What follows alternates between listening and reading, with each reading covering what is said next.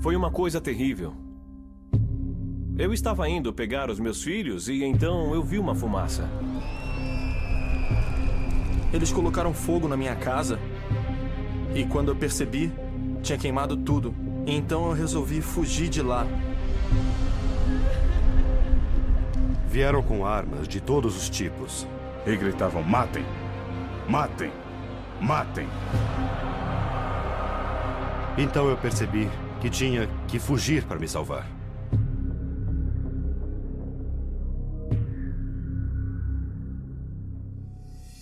Nigéria. População de 140 milhões de habitantes que cresce rapidamente. 14% da população africana vive no país mais populoso do continente. Economicamente, a Nigéria é uma das nações mais ricas da África. Suas reservas de petróleo são imensas, ficando entre as 10 maiores do mundo. Mas de acordo com a ONG Human Rights Watch, algo entre 4 e 8 bilhões de dólares foram totalmente perdidos durante os últimos 8 anos. Com o desvio dessa enorme soma de dinheiro desviado da economia, é o nigeriano médio quem mais sofre. Mais da metade da população nigeriana briga pela sobrevivência com menos de $1 por dia. Os conflitos na Nigéria estão sempre nos noticiários, mas a mensagem está geralmente conectada à economia, petróleo e corrupção. Mas a guerra entre cristãos e muçulmanos é raramente noticiada. Mesmo tendo liberdade religiosa, lá, muitos seguidores de Jesus Cristo têm sofrido muito devido à sua fé. A Nigéria é um país dividido ao longo do paralelo 10. Na porção norte, muçulmanos são a maioria. Na porção sul, os cristãos são maioria. Ao longo da fronteira que divide estes dois grupos, sangue vem sendo derramado repetidamente nos últimos anos. O cristianismo veio da parte sul do país e avançou para o norte. Já o islamismo veio do norte e está indo para o sul. Mas há um ponto onde os dois se colidem. A maioria das lojas pertenciam aos cristãos. Mas o cristianismo chegou aqui e agora, onde o islamismo já estava consolidado, e os muçulmanos se sentem incomodados com a presença deles. É claro que a natureza vigorosa das igrejas evangélicas, ao avançar para o norte, alarmou os islâmicos, a ponto deles acharem que devem impedir a expansão do cristianismo para o norte, o que acabam fazendo fisicamente. Estamos enfrentando perseguição dos nossos vizinhos muçulmanos. Eles não gostam de ver o evangelho progredindo e se sentem ansiosos porque nossos negócios prosperam e construímos mais igrejas. Desde 2001, 2.000 cristãos foram mortos, mas cerca de 250 igrejas foram destruídas. E muitos empreendimentos comerciais foram destruídos. São muitos milhões de nairas. Desde o ano 2000, mais 50 mil pessoas perderam suas casas, desalojadas pela violência. Um recente incidente aconteceu em Tuduwada e começou quando um jovem estudante foi acusado de fazer um desenho proibido do profeta Maomé. Setembro de 2007. Alguém foi na escola e desenhou o profeta e aí disseram que um dos cristãos da escola tinha feito o desenho e por isso os ataques de 28 de setembro. Não sabemos se podemos confiar nessa informação, mas disseram que esse era o problema, a origem do problema. De repente, o conflito tornou-se mais sério e então foi arrastado para a cidade. E aí eles se agruparam para atacar as igrejas. Corri para minha igreja, porque eu sou o líder dela.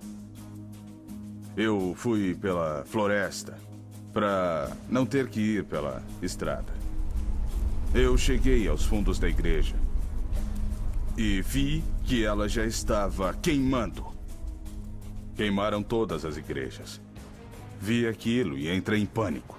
Eles saquearam tudo o que havia. De fato, levaram tudo o que havia na sede da igreja.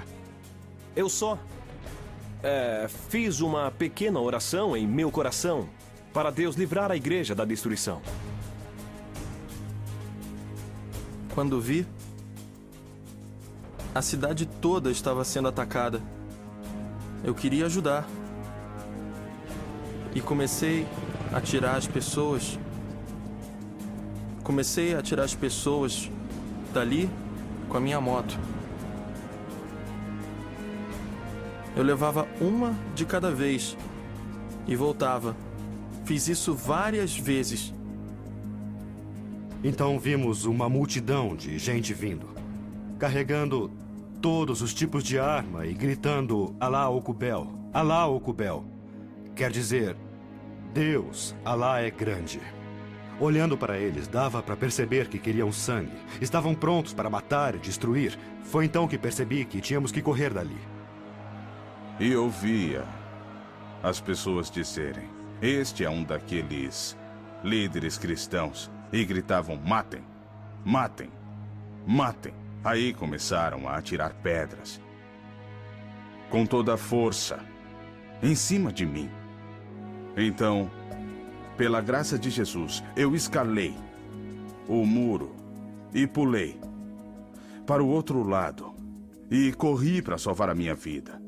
Tentamos escapar da cidade, mas eles invadiram minha casa e começaram a bater na minha mulher, seriamente. Eu pedi que eles a deixassem em paz, porque, a princípio, eles estavam pensando que eu fosse muçulmano. Mas um deles me disse que se eu fosse muçulmano, eu deveria confessar sua fé.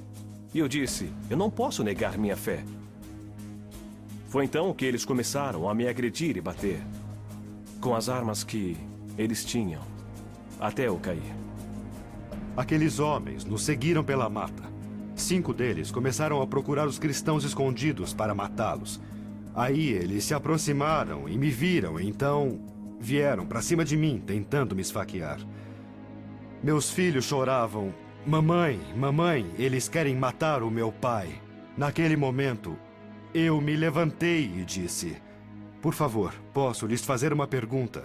Vocês conhecem Deus? Um deles respondeu: conhecemos Alá. E eu disse: se você conhece Deus, então não derrame meu sangue, nem o dos meus filhos neste chão. Eles olharam para mim e disseram que podíamos ir por causa dos meus filhos. Então eu comecei a chorar. Vi a mão de Deus nos livrando. Mas nem todos conseguiram escapar. 90 cristãos foram assassinados naquele dia, deixando para trás suas viúvas, membros da família e amigos. 10 igrejas foram queimadas, 36 casas e 147 lojas pertencentes a cristãos foram totalmente destruídas. 350 famílias foram desalojadas. Quando eu vi de longe que a minha casa estava sendo destruída, eu pensei na minha Bíblia. Por ser pastor de uma pequena cidade, eu não sabia se ia ter outra Bíblia ou se os materiais que eu usava há 20 anos.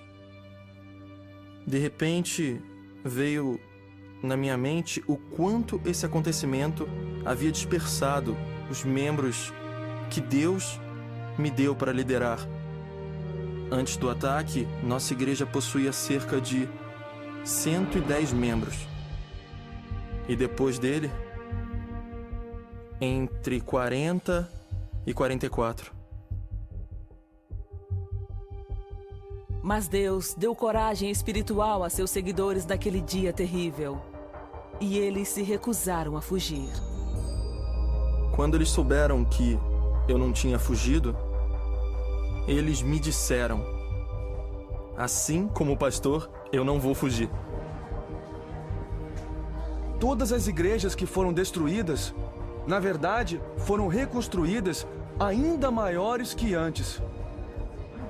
E a participação tem aumentado grandemente. Então você começa a entender que, na verdade, a crise foi o ponto crucial para o crescimento do cristianismo. Foi Deus que me trouxe. E quando Ele quiser, me levará para si. Ou para outro lugar. E é por isso que eu ainda estou vivo aqui. Os cristãos estavam se fortalecendo, mas ainda tinham muitas necessidades. Eles precisavam da intercessão de pessoas que dessem apoio. Precisavam também de ajuda prática como comida, roupa e moradia. Assim que a Portas Abertas soube da violência, ela foi a Tuduada para averiguar a situação. Ela supriu as necessidades espirituais, emocionais, necessidades práticas dos pastores e de toda a comunidade cristã. Eles juntaram todos os pastores e distribuíram Bíblias e outros materiais também. Todos nós ficamos muito felizes, entusiasmados com aquela cena.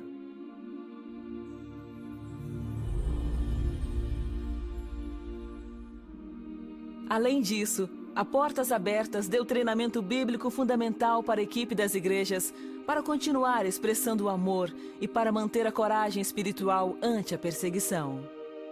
Quando a Portas Abertas chegou e introduziu o seminário PFAT, permanecendo firme através da tempestade, nós descobrimos que há países onde os cristãos sofrem ainda mais que nós. Descobrimos que muitos cristãos já enfrentaram situações como a que enfrentamos. Isso nos deu força. O treinamento dado nos ajudou.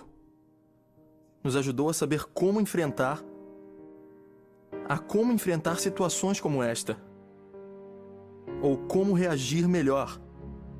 Além de ajudar as pessoas que foram treinadas quanto às questões espirituais, o seminário as encorajou a evangelizar, principalmente aqui no norte. Cremos que a razão da evangelização ainda acontecer é o benefício desse treinamento. Agora, a Portas Abertas iniciou um seminário chamado Compreendendo o Islamismo. Ele está nos ensinando sobre como nós devemos ministrar aos muçulmanos, porque alguns ainda têm medo da conversão. Então, através deste programa, nós estamos ministrando a eles da forma correta, e eles saberão como seguir a Cristo, porque alguns já estão prontos para seguir a Jesus. Hoje, alguns já até se arrependeram e se tornaram cristãos. A questão de como aquele ataque impactará os muçulmanos está nas mãos dos cristãos e da resposta que derem aos que os feriram. Através do PFAT, a Portas Abertas nos deu um coração cheio de amor pelos nossos inimigos. Por isso, Jesus Cristo disse que devemos orar por nossos perseguidores e que deveríamos alimentá-los quando tivessem fome. Então, nossa atitude perante eles será exatamente essa: de amarmos e orarmos. É de vital importância que cristãos de todo o mundo unam-se a seus irmãos e irmãs nigerianos e orem pelos vizinhos muçulmanos. Ore por todos os que não creem. Peçam que conheçam a luz, pois Jesus Cristo é a luz do mundo. Orem para que se arrependam. Conheçam a verdade. E conhecendo a verdade, ela o fará livre.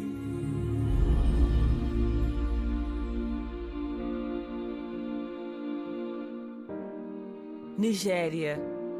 Em qual posição ela estará na classificação de países num próximo ano? Haverá aumento ou diminuição na perseguição? Não há resposta fácil, mas a grande necessidade que existe neste país é o perdão. E é isso que os cristãos tentam expressar de forma plausível. Eles anseiam viver no amor de Jesus Cristo do mesmo modo como ele viveu há 2000 anos. Ele perdoou as pessoas que o crucificaram. Este é o exemplo que a Nigéria testemunha nos dias de hoje. E é isso que vai abrir milhares ou milhões de corações para a verdade do Evangelho.